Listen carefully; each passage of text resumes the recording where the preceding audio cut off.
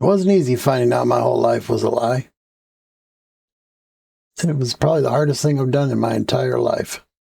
Welcome to my channel. I'm Daniel Ray.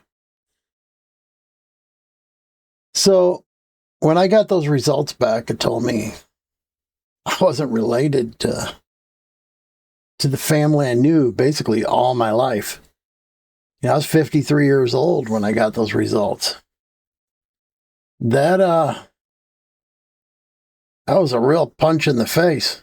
That wasn't a gut punch. That was a punch in my face. My adopted mom had already died. My adopted father had already died. I always felt something was kind of off, though, because I was different from them. Very different, culturally different. I was born up here to people that were raised in the United States. And my adopted parents were from Argentina, but they did live up here. So I always figured it's because I was born here, raised here. So I played that off my entire life, knowing deep down inside I did not belong. And it wasn't hard to figure out.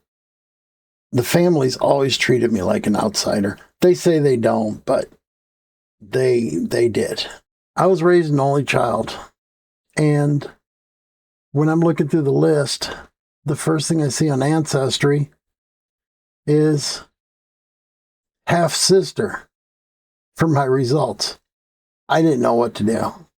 I was like, wow, this has got to be, this has got to be wrong. So I message Ancestry, and I'm like, hey, you guys screwed up. I don't have anybody with my name here. I don't know any of these people. And I don't have a sister. They wrote back, and they said, you should seek professional help or a professional individual that understands DNA results. Well, what I did was instead, I ordered a 23andme test.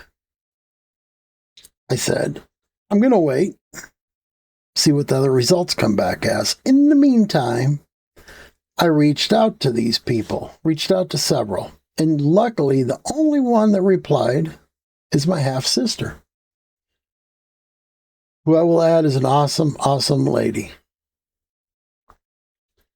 And she reached out to our mom.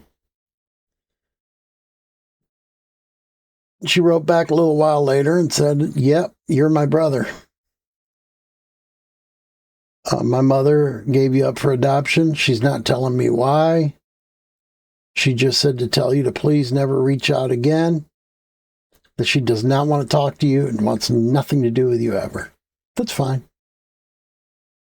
I'm not going to be mad at her. She has her reasons. I don't know what they are. And I left it at that. I respect her privacy.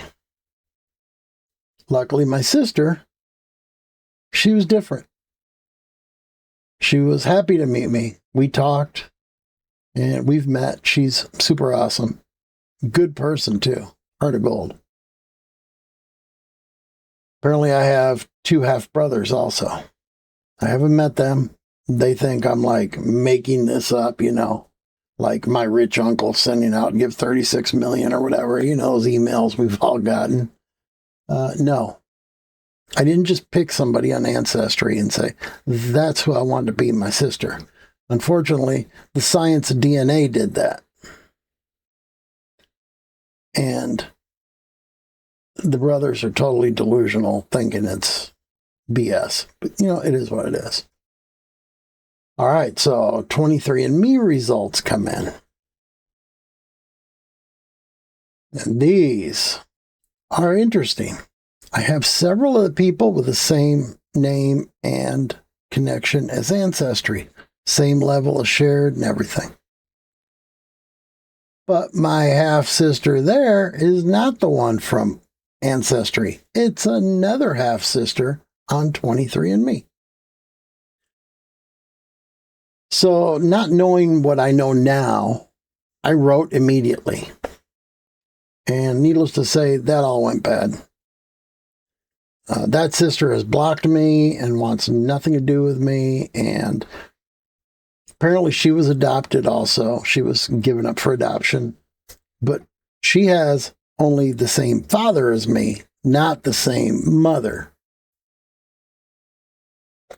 So I have a half sister on mom's side and then a half sister on my father's side. I will say this. I will say a good thing about that other half sister from 23andme. She may be difficult and has issues and trust issues. But from what I see, how she raised her two sons, damn good mother. And if you ever see this, I'm proud of what you did. Proud to call you my sister, even though you told me to basically screw off.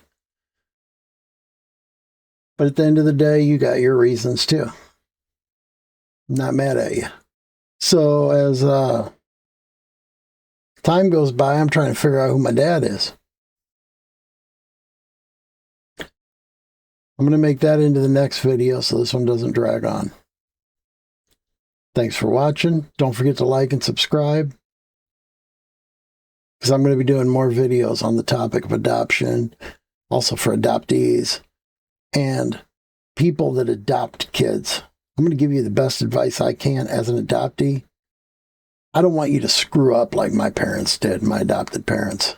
They royally screwed up. I lost all respect for them that day. I still love them, but my respect was gone.